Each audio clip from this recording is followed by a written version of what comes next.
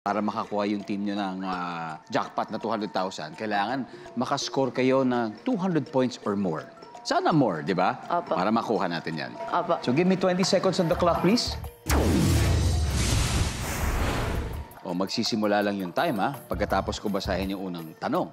Are you ready? Yes po, Kuya Dang. Ready na po. Good luck, Ivan. Here we go. Magbigay ng salitang pwedeng mag-describe sa iyong teacher. Maganda. Anong hayop ang hindi mo hahawakan? Crocodile. Kung meron kang pakpak, saan ka pupunta? Visayas. Magbigay ng pagkaing matamis. Ice cream. Bakit nagkakaroon ng matinding traffic? Dahil po sa stoplight. Ivan, tignan natin kung ilang puntos na nakuha mo. Magbigay ng salitang pwedeng pang-describe sa teacher mo. Sabi mo, maganda. Wow, meron ka bang teacher na favorite na gusto mong batiin ngayon? Opo. Anong pangalan niya? Si Ma'am Ruth po. Ma'am Ruth. Opo. Oh, Ma'am Ruth. Ayan. Ang sabi ng survey dyan ay, wow, anong hayop ang hindi mo hahawakan? Crocodile, sabi mo. Survey says, yes, meron din.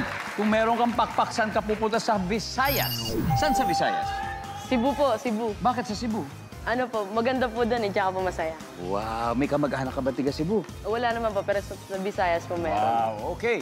Sabi ng survey sa Visayas ay, meron. Magbigay ng pagkain matamis. Ang sabi mo ay ice cream. Survey says, Top answer. 7. Bakit nagkakaroon ng matinding traffic? Sabi mo dahil sa mga stoplight. Ano sabi ng survey? Uy, wala. Hindi. Okay, Ivan? At this point, tawagin na natin ang teammate mong si Isha. Hello po. Hi, Isha. Hello Ready po. ka na? Apo. Okay, may balita ako sa'yo, ha? Si Ivan nakakuha ng 36 points.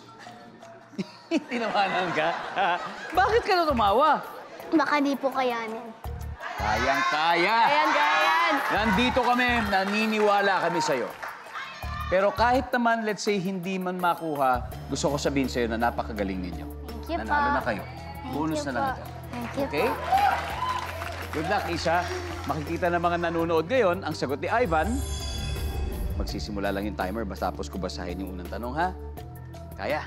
Kaya Let's do po. this. Okay. Give me 25 seconds, please. Relax. Okay po.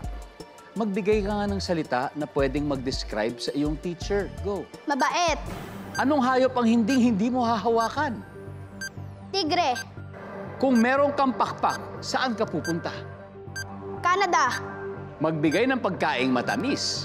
Candy. Bakit nagkakaroon ng matinding traffic kaya? Stoplight. Banggaan. Let's go, Isha! Isha, we need 164. 164 lang. Pero bago yan, gusto ko na sabihin, alam niyo po, kasama ko po si Isha sa pelikulang Rewind. Sa mga nakapanood. Kami po yung magkakasama doon sa final auditorium scene. Apo. Di ba? Magaling ka rin doon. Thank you At hindi lang doon, pati dito. So tingnan natin kung makukuha natin, ha? Sana po, Good luck. sana. Magbigay ng salitang pwedeng pang-describe sa teacher. Ang sinabi mo ay mabait. Ang sabi ng survey ay, top answer! Top answer.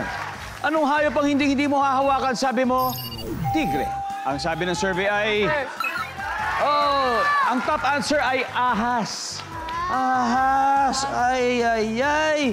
Kung meron kang pakpak, saan ka pupunta? Sabi mo, Canada. Ang sabi ng survey ay, ang top answer ay sa langit or sa sky. Yun ang top answer. Pero mataas yan, 34. Magbigay ng pagkaing matamis. Sabi mo, candy. Ano kaya yan? Sabi ng survey ay, top answer! And one more to go. 43 points. 43. Bakit nagkakaroon daw ng matinding traffic? Noong una sabi mo, stoplight. Tinan mo, pareho kayo ng sinagot. Buti na lang po. Pero buti pinalitan mo ng may nagbanggaan. Nakakita ka na ba ng banggaan sa kalye? Tapos sa nag-traffic? NLEX po. Sa NLEX, tapos nag-traffic? Opo. Oh, base pala sa experience. Tingnan natin kung tama ba ang banggaan at ilang puntos ang ibibigay sa'yo. 43 ang kailangan natin. Let's go! Answer! Top answer! Yes! Top answer! Top answer! Woo! Yeah! Yes! Yes!